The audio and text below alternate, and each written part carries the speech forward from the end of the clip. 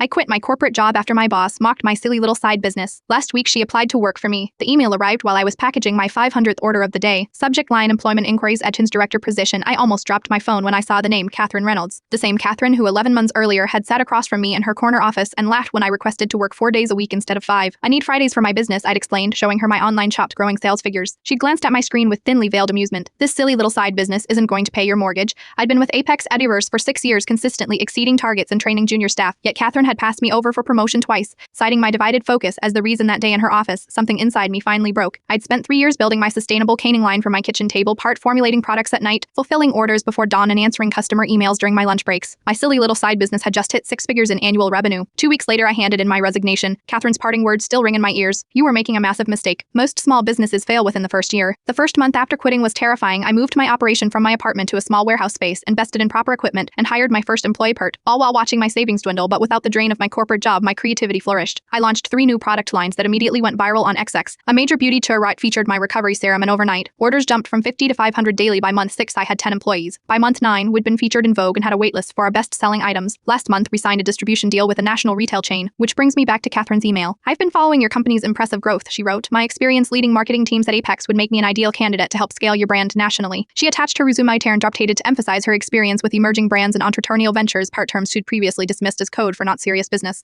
I sat staring at her email for a long time, remembering all the times she'd made comments about my hobby in front of colleagues, how she'd scheduled mandatory meetings on Fridays after I'd specifically requested them off, how she'd questioned my commitment when I came to work tired. After staying up to complete a large order, I typed and deleted 3 different responses before settling on: thank you for your interest in joining our team. While your corporate experience is impressive, we're looking for someone who truly believes in supporting entrepreneurs from day one, not just after they've proven successful. I learned many valuable lessons at Apex, including what kind of leader I never want to be. I wish you the best in your job search. I hit send, then went back to packaging orders, turned this time with a smile. Sometimes the best revenge isn't proving someone wrong. It's building something so undeniably right that they want to be part of it. And sometimes the most valuable business lesson comes from someone who underestimates you. Never make the same mistake with others that they made with you. My silly little side business now employs 23 people, all of whom are encouraged to pursue their own passions and side projects, because you never know which one might change their life.